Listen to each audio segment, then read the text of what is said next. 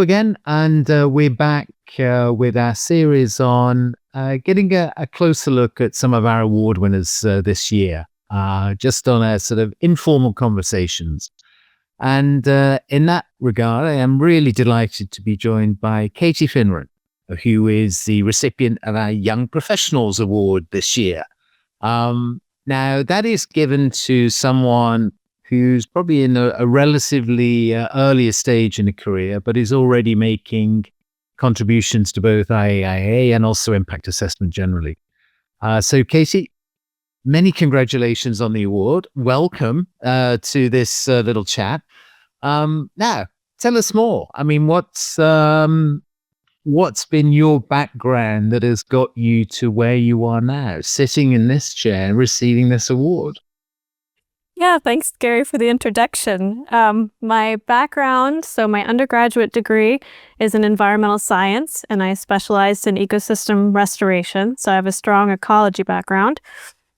And in 2017, I went to my first IAIA conference, so it's my second year of undergrad. I did Juan Quintero's training course on biodiversity-friendly infrastructure and had an amazing time. It was actually my first time leaving the United States, was to go to the conference, and it was just great to be in a room full of people from all over the world that were working to address climate change. So the theme from the conference that year was using impact assessment to address climate change, and it was just really nice to be in a different space. Back in 2017, the conversation in my dormitory was whether or not climate change was real or not. And there was that debate. And it was great to be at the conference where everyone was on the same page that climate change was real. And it was, what are we going to do about it? So that gave me a lot of hope to see, people working in that space and doing that. Then I finished undergrad. I worked for a year at Eurofins, which is an environmental testing company. And then when I finished up that project there, it was a temporary position. Then I went to graduate school and got my master's in public health and global health leadership. And so that was in Haifa in northern Israel, actually. And while I was there, we did a lot of leadership seminars. So we had people from the UN, WHO, CDC, come and talk about their work, which was really amazing to meet a lot of those people.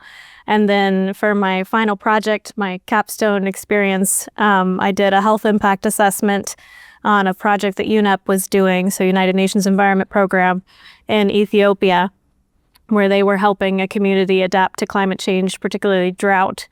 So it was a desktop HAA, so I didn't interact with any stakeholders or people on the ground. It was just looking at the project and what was done, and then researching public health impacts of that and giving my recommendations. So I really enjoyed, that was my first time doing an impact assessment, and I really enjoyed doing that. It sounds like you've been hacked in an awful lot, actually, in a short space of time. So from that initial annual conference you went to, obviously, you've got more and more involved in sort of different aspects of IAIA. So just to talk a little bit about that as well. Yeah, so I most recently was IAIA 24 in Dublin. So I went there and helped out with a couple of the different world cafes, just as a note taker, and then helping to summarize the results. And I think that's a great way for young professionals to get involved at the conference. They always need people to help with the world cafes and take notes and work a table. So I did that last year, and then became more involved in the climate change section. Yeah. And then an associated initiative where they're looking at updating impact assessment methodologies to be more able to address climate change and other planetary boundaries issues. So the Fit for Future initiative, we're still workshopping the name, but helping out with that. Yes. And so what's that, what's the next sort of target or ambition? Is it broadly still in health, impact assessment generally, or other paths? What do you see lies in the future? Yeah, I'd say impact assessment, I have both the health and the environment. I'd say environmental topics are my passion, but definitely I am interested in global health and climate change impacts on health. So impact assessment more broadly really anywhere that I can be helpful. We have a couple projects going with the initiative for setting up training centers in Africa, which is kind of in the ideas stage, but definitely looking forward to helping with that.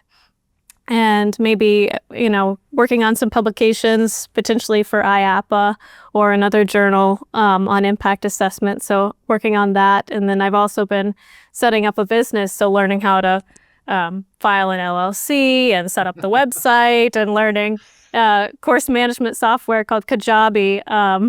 And so I've been working on that. And the idea for that is to put together training courses and also free content, but also paid courses on impact assessment, global health, environmental topics. And then my hope for that is that when people take those trainings or those courses, that they'll stick around and continue to interact with each other through the website, so we can create kind of a community or a network for people to engage further.